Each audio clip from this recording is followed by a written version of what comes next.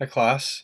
So I received a question about some of the ponder work in Unit 2, and I thought I'd do a quick video to maybe help explain some of them. So it says to use logical deduction to solve some of these problems, and that's kind of a vague term maybe. So to deduce, I looked up the word. It means to arrive at a fact or a conclusion by reasoning, to draw as a logical conclusion.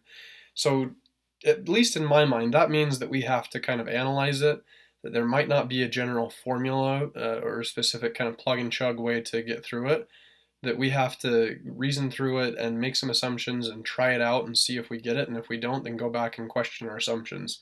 So I'm going to kind of try to model that with this modified example from the Ponder homework from Unit 2. So in this one, it gives us what looks to me kind of like a sheet metal punch out type plate that you'd just use a big sheet metal punch to create. It's got this kind of rounded off rectangle shape with 4 holes, one in each corner.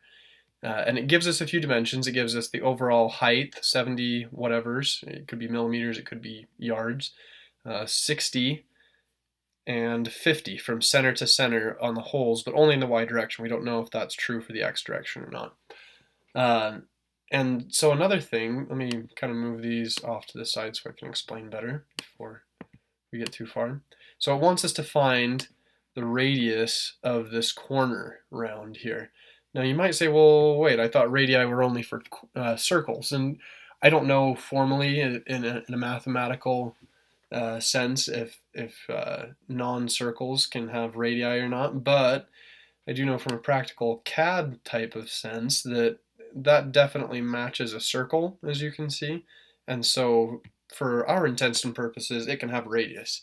Now, a radius, if you'll remember, is the distance from the center of a circle to the edge of a circle, and that could be in any direction. That could be from this center here to the edge over there, it could be from the center to that edge, it could be from the center to that point on the edge, or it could be from the center going straight up to that point on that edge.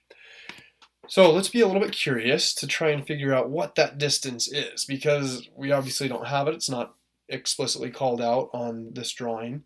What if instead we took this 70 that we've got here, that's from edge to edge in the y direction, and we subtracted the 50, which is our distance from center to center on these circles in the y direction? What would that give us? That would leave us with 20. What does that 20 represent?